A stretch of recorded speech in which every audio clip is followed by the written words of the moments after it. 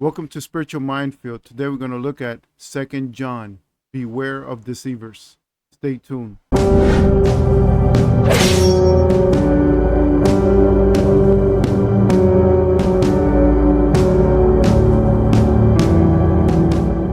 we're going to look at the whole Second John, and we're going to see what it says. We're going to look at verse by verse and just speak briefly on each verse and really intake what the second letter of John to the church or to a person. What's the warning? What's the danger? All right, so let's look at verse 1 here. It says, the elder. Here, the elder's most likely in reference to John. John is already an old man. Okay, and then to the chosen lady and her children. Now, we don't know if this is in reference to a way to say to the church, or it's in reference to someone dear to John and her children. So we're not sure this is a church or to a person and her family. Nonetheless, it's to a believer, whom I love in the truth, and not I alone, but also all who know the truth. So here you see that believers love other believers because we have something in common, which is we love the truth. We walk in the truth. We seek the truth. And the truth is only found in Jesus Christ through the Word of God. So when you meet another believer who really loves the Word of God, who has the Holy Spirit, you're going to have love for that person. Verse 2, because of the truth that abides in us and will be with us forever. So we see here that the truth most likely is in reference to the Holy Spirit. The Holy Spirit leads you to all truth, and the truth will never depart from you, meaning the Holy Spirit will never abandon you. If you are truly born again Christian, you will always know the truth. You will never be deceived. You will never go astray, because the Holy Spirit in you will always bring you back to the truth, will always convict you, will always reveal to you what is false so that you may continue in the truth. Okay, verse 3, grace, mercy, and peace from God the Father and from Jesus Christ, the Son of the Father, will be with us in truth and love. So these three words here, grace, mercy, and peace. What is grace? Unmerited favor, a kindness that God showed us that we don't deserve. And that is in reference to Jesus. Jesus, his kindness was that he died for our sins, something we don't deserve. What is mercy? When you put your faith and trust in Christ, he has mercy on you and forgives you of all your sins. And then peace. What is peace? The peace you will feel when the Holy Spirit comes inside of you and all your guilt and shame is completely taken away, and you have the peace of Christ inside your hearts. Here you have God the Father and from Jesus Christ. Basically, God the Father and Jesus Christ the Son will give you grace, mercy, and peace. They are two different persons, but the same God. Basically, grace, mercy, and peace comes from the Father and from the Son. Why is that? Because God himself lives inside your heart through the person of the Holy Spirit. That's why we believe in the Trinity. The Father, the Son, and the Holy Spirit. Three different persons, but at the same time, it's the same God. Okay, continuing. Verse 4. I was overjoyed to find some of your children walking in the truth, just as the Father has commanded us. So here you see that God commands us to walk in the truth. How do you walk in the truth? Galatians chapter 5. Walk according to the Spirit, and you will not give in to the desires of the flesh. So basically, when you see another believer walking in the truth, you're going to have joy over that believer because he's walking in the truth and he's obeying the one that you love, Jesus Christ. So God commands us to walk according to the scriptures. Don't add to the scriptures. Do not take away. Just read, ask for understanding, and do what it says. Okay, verse 5. Now I urge you, dear lady, not as a new commandment to you, but one we have had from the beginning, that we love one another. This is very important because God is love. That's who he is, the standard of love.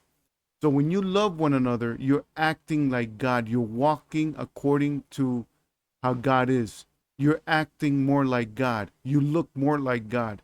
So basically, we're commanded to love one another. It doesn't mean that you have to have an emotion attached to it, but what it does mean is that you must love your brother. Basically, if he needs help, he's in trouble, and you could help him, that's exactly what you do. Love is not a noun. Love is a verb. It's an action. Basically, love must be demonstrated. You cannot say I love you and never show it. That means the person never knows if you really love them or not. The way you know that someone loves you is when that person is there for you, helps you, and gives you what you need. That is true love. Love, according to scripture, is sacrificial. That is true love. Okay, continue in verse 6. And this is love, that we walk according to his commandments. This is the very commandment you have heard from the beginning, that you must walk in love. So then, how do you love God? By walking according to his commandments. What does that mean?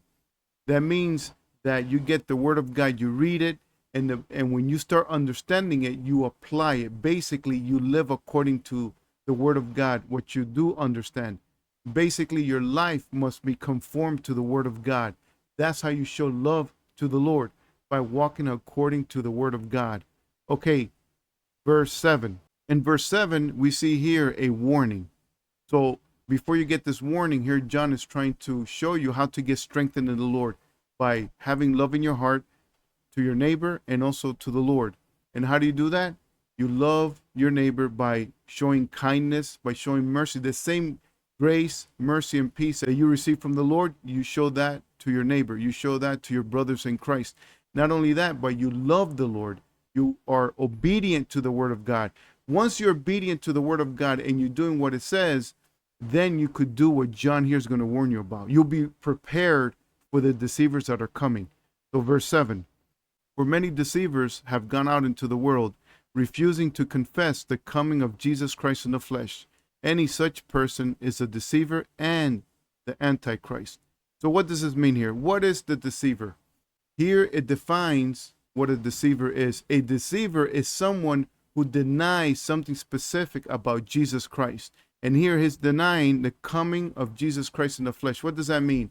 That means that they're rejecting the cross, that he died on the cross, and the physical resurrection. Not only that, but they're denying the fulfillment of Old Testament prophecy that the Messiah will come, born of a virgin, and also will die for the sins of the world. So they're denying the fundamental beliefs of Christianity. They're denying scripture, what Jesus did in his fulfillment. Okay, and such a person is an antichrist. What is an antichrist? Someone against Christ, someone who opposes Christ. And how do they oppose Christ? By denying aspects of the person of Jesus Christ and what he did. That is an antichrist. Verse 8, watch yourselves. This is a warning. Watch. Be on the alert. Okay, the way you are watching is through prayer. Jesus told Peter and the disciples before Jesus was arrested in the Garden of Gethsemane, he says, watch and pray so that you will not fall into temptation. So here the word watch is in reference to prayer. Be praying, be, speaking with the Lord, reading the word, and constantly being close to the Lord Jesus Christ, so that you will be strengthened, so that when the deceiver comes, he will not deceive you, so that you do not lose what we have worked for, but that you may be fully rewarded. So if you get deceived, whatever rewards you would have received, it will be gone. Because when you get deceived, that means you're going to believe something that's a lie. You're going to accept something about Jesus that is incorrect. And when you start doing that, what happens is you're going to live according to the deception. And when you live according to the deception, you will not be pleasing to the Lord. You're going to live in opposition to Christ. You're thinking you're living for the Lord, but in reality, you're living in opposition because you're doing what Jesus says not to do, because you received a deceptive teaching. Okay, verse 9. Anyone who runs ahead without remaining in the teaching of Christ does not have God. Whoever remains in his teaching has both the Father and the Son. So verse 9 is an indication who truly has the Holy Spirit. Anyone who runs ahead. What that means, that phrase, who runs ahead, means that you leave the Bible behind and you start reading something else, something that's not the scriptures. Running ahead is going to another source that's not the scriptures. And then you start intaking another teaching about the Father, the Son, of the Holy Spirit, about salvation, about angels, demons, or anything like that. You start intaking it, and if it's not scripture, it's going to lead you to a path of deception, thus running ahead of the teachings of Christ. Now, if you do that and you start believing in something that's false, and you are convinced of that thing, then that means you never had the Holy Spirit. Now, why is that? That means that the Holy Spirit, when you have the Holy Spirit and you're drifting in that direction, the Holy Spirit will counter that, will convict you. will show you in the scriptures that what you're reading and what you're doing is false. So the moment you start reading another source, you're going to see that it contradicts the scriptures. And then what you're going to do is you're going to know that that is something wrong with that, that is false, and you're going to leave it aside. That's how the Holy Spirit protects you from believing in false doctrine. But if you don't have the Holy Spirit, then how can you be protected from being deceived? You can't, because you don't have the Holy Spirit. Okay, verse 10. If anyone comes to you but does not bring this teaching, do not receive him into your home or even greet him. Basically, if they do not bring the teachings of Jesus Christ, do not receive him into your home. Well, what does that mean? It doesn't mean you cannot invite a Mormon into your home or a Jehovah's Witness to have a very friendly debate. What that means is, in the time of John or the apostles, when you brought somebody into your home, is because they needed provisions. They needed food, a place to stay, something to drink, so that they may continue the next day to go on their journey. Well, if you invited a deceiver to come into your house and you provided for his basic needs, that means that you were an accomplice. Basically, you're helping him to get the strength, to get the energy for the next day to continue, go outside and deceive more people. So verse 10 here could be applied to, you are supporting a false church. You're supporting a person who believes in a false Jesus. Any support you give a false Christian or a cult, you will be an accomplice with that person. So all the people that he deceived, that will be credited to your account, something you don't want to be credited to. So then you got to be very careful who you're going to support and who you're going to help. If that person is deceptive, stay away from that person. Verse 11. Whoever greets such a person shares in his evil deeds. To greet the person is to welcome the person into your home, and you have to stay away from that person. So you have to stay away. Okay, verse 12. I have many things to write to you, but I would prefer not to do so with paper and ink. Instead, I hope to come and speak with you face to face, so that our joy may be complete. So here you see John, and I wish that he wrote more letters so we could get more insight from John, but he wanted to see them face to face. Why? Because it's more joy to speak to a believer face to face than to send a text, an email, or talking on the phone. When you are with a believer face to face, you get to share, you get to express more yourself, and it is much more enjoyable to speak with someone face to face than to text or email. The children of your elect sister send you greetings. So here you have other believers sending greetings. It's always good to greet other believers, to show them that you think about them and that you haven't forgotten about them. So this will be the end of the study of 2 John. I hope this was a blessing to you, and to understand that you need to be prepared. You need to walk in love. You need to seek the Lord. You need to not only love the Lord by obeying his word, but you need to love your neighbors yourself. And also you need to know the scriptures so that when a deceiver comes your way, you are prepared. So if you are obedient to the Lord, God will give you the wisdom and the understanding to keep you from deception. Thank you for listening.